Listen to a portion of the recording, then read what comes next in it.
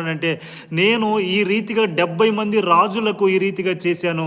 కాబట్టి మరలా తిరిగి నాకు కూడా దేవుడు ఇదే అనుమతి చేస్తా ఉన్నాడు. దేవుడు మరలా తిరిగి నేను ఏదైతే ఇతరులకు చేశానో నా జీవితంలో కూడా దేవుడు ఇదే చేశాడు అనే మాట ఆడ రాజు మరలా పశ్చాత్తాపడి అక్కడ మాట్లాడుతూ ఉన్న సంగతి మనకు కనబడుతుంది.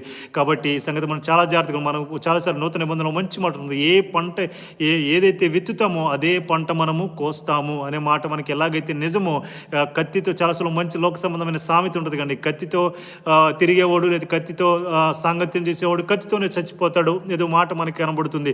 కాబట్టి అలాగే ముఖ్యంగా అది పక్కన పెడితే ఏదైతే విత్తుతామో అదే పంట మనము కోస్తాము. కాబట్టి అనే మాట ఇక్కడ రాజు మరలా తిరిగి సెలవిస్తా ఉన్నాడు. నేను ఏదైతే 70 మంది రాజులకు చేశానో మరలా నాకు కూడా ఇదే దుస్థితి దేవుడు తీసుకొచ్చి ఉన్నాడు అని అక్కడ మాట్లాడుతూ ఉన్నట్టు మనం చూస్తా ఉన్నాం. కాబట్టి అక్కడ 10,000 మంది సంహరించిన తర్వాత రాజును కూడా అక్కడ తర్వాత సంహరించేసినట్లు మనం చూస్తూ ఉన్నాం.